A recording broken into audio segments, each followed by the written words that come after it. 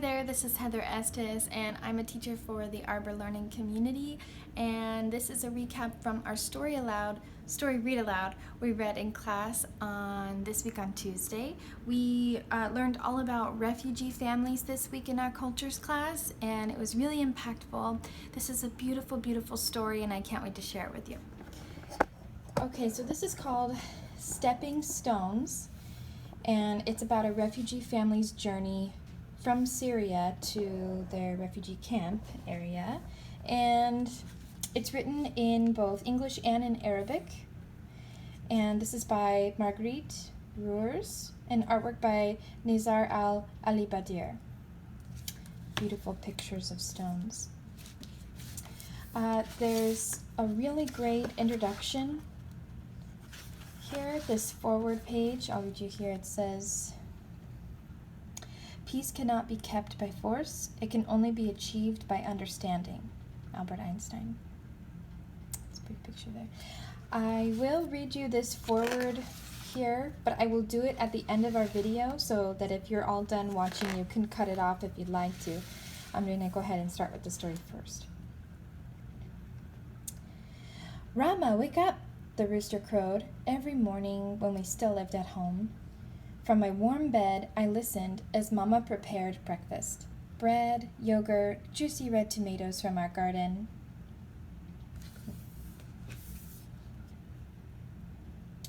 When I was little, not so long ago, my brother, Sammy, our friends, and I played on sun-baked soil. We laughed, ran across rocks and sand, free as birds. When Papa came in from the fields, he would sit for a time under the orange tree and tell stories of our ancestors.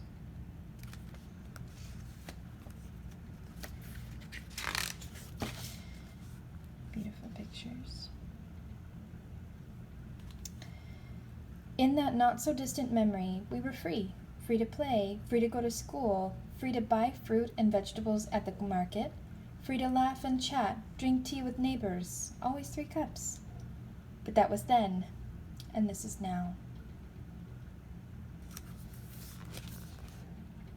Back then, Jado, my grandfather, fished. Papa worked in the fields. Mama sewed silk scarves for me and my dolls.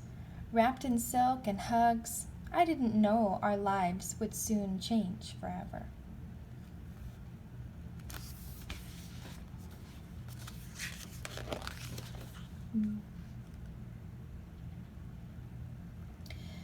But Jado said we weren't really free.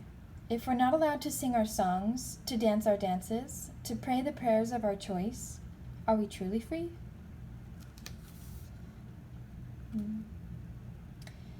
Then war came to our country. Life in our village changed. Nothing was as it had been. Soon there was not enough food. Rama shared this bowl of soup with Sammy. I didn't know then that Mama would go hungry. But we still had Mama's hugs and Jado's arms to hold us.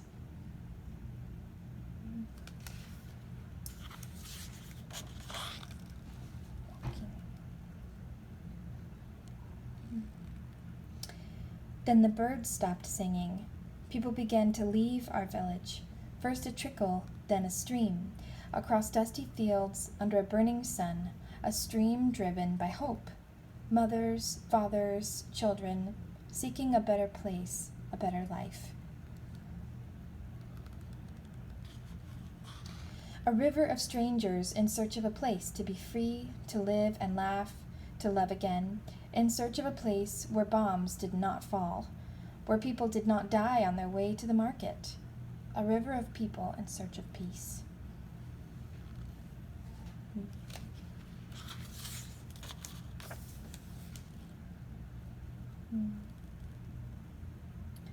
At first, when our neighbors left, I didn't mind. I had Papa and Mama and Jado and Sammy. I still had friends.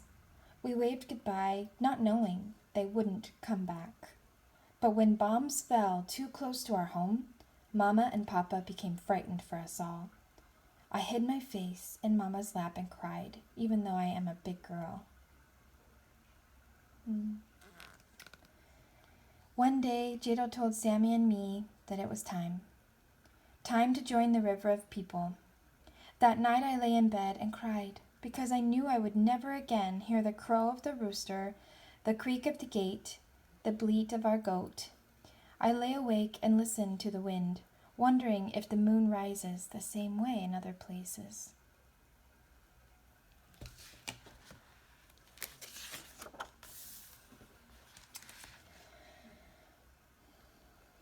Sammy and I said goodbye to the flowers in our yard, to our goat, to the soil we called home. Then we walked. We walked and walked and walked. I tried to match my steps to Jado's long strides. I tried to hold Mama's hand, but she carried blankets, a bundle of clothes. I carried only memories in my heart. We walked, sometimes alone, but mostly with many others, everyone fleeing the war, running away from the bombs.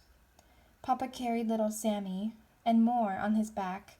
When I grew so tired and cried, Papa told me we were walking toward a bright new future.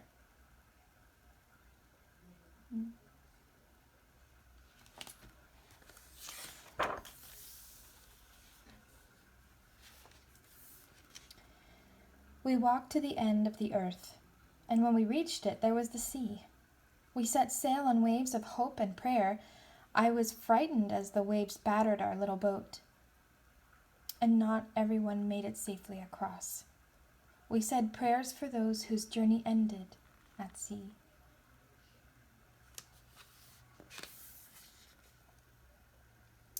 When we arrived on land once again, Mama and Papa planted seeds to grow flowers, to remember those who did not reach freedom.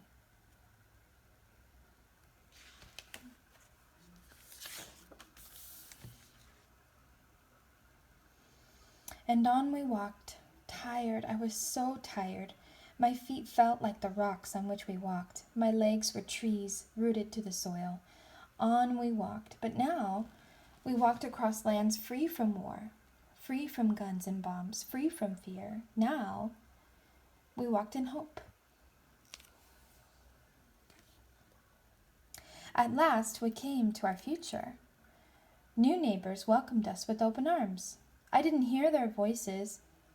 I heard their voices, but didn't understand their words. But when I saw their smiles, I knew that the words meant stay. They said, "Stay here with us. You will be safe now. No more war." They shared what they had: clothes, food, even a new doll.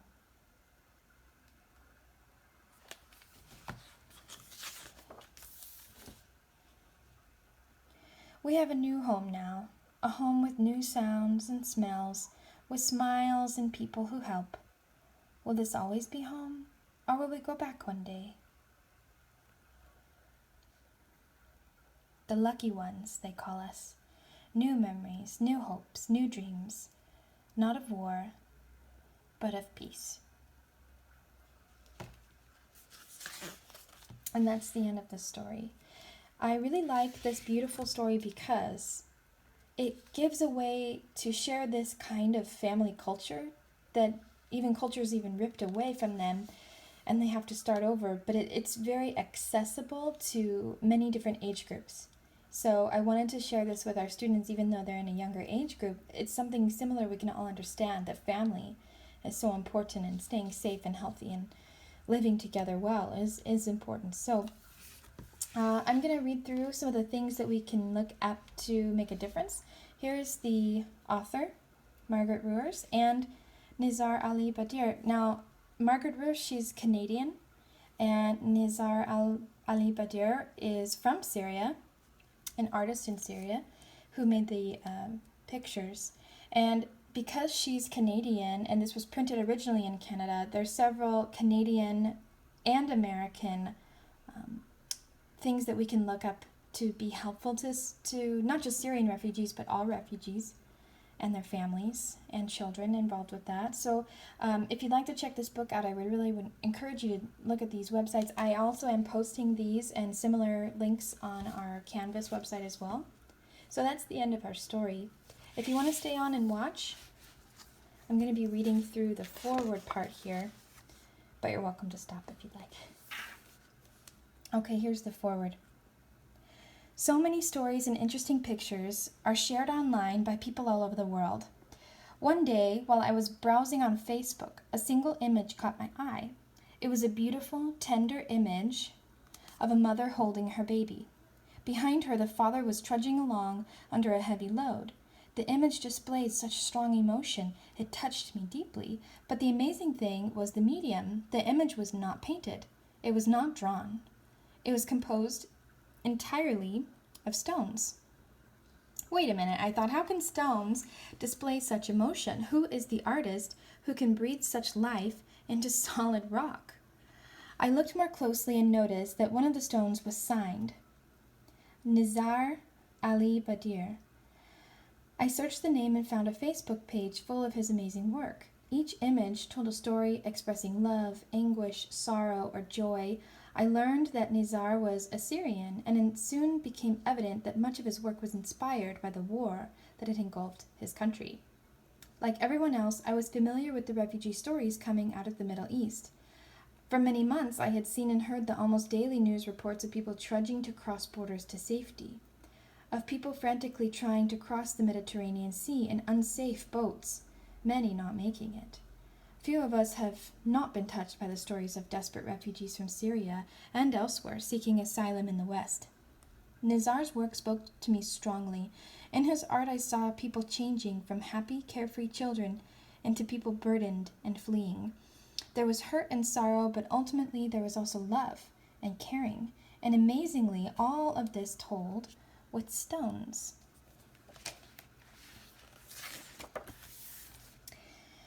As a children's author, I found myself inspired to create a story that could be illustrated by the art of Nizar Ali Badir. But of course, I knew I couldn't just use his images without his permission.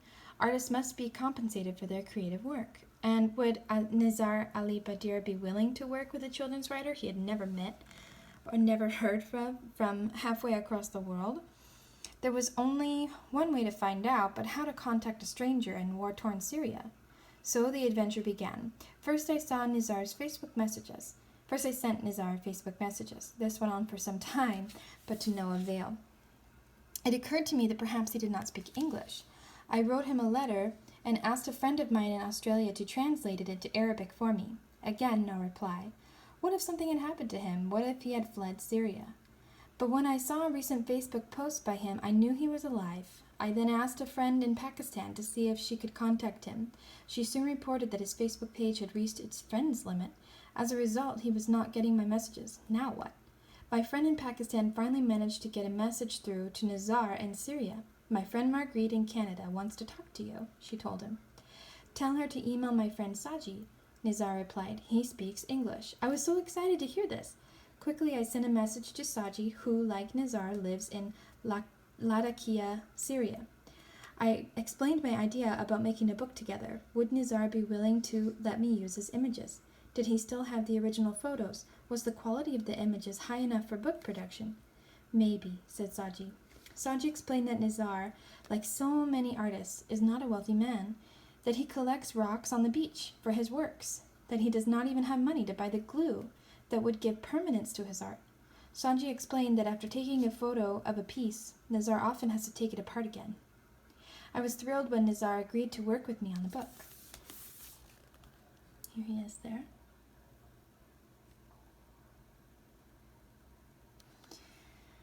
Next, I wondered who would publish a book for which I had the art, but was still writing the text. This is not the way the children's book picture books are typically produced.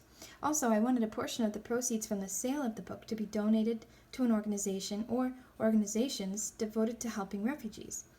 No one ever gets rich from producing books. Would a publishing house be willing to cut its profits and donate to this cause? Luck was still with me. I phoned Bob Tyrell, the founder and president of Orca Books Publishers, and described my vision for the project to him. Yes, he said immediately, we'll do it. It turned out that Bob and his wife, Avril, were already involved with a group sponsoring a Syrian refugee family, so he felt the decision was easy for him.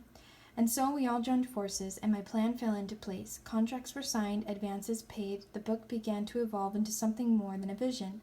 Nizar created new pieces, Saji translated my questions, and took photos of Nizar's art. I wrote and Bob edited, we rewrote and retook photos, and now we can share our story with you. I hope it will help raise awareness of the plight of those who have to flee the horrors of war.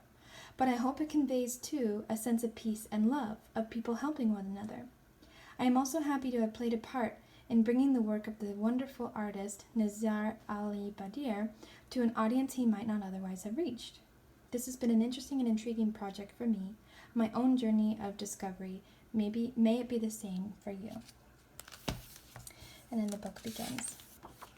So I love this book, and I love the pictures. It really stood out to me, especially as well. So I hope you enjoyed our story. Check out our lesson recap to go along with our story and learn more about how you can learn more about refugee families and how to help them as well. Thanks for watching. See you next time. Bye-bye.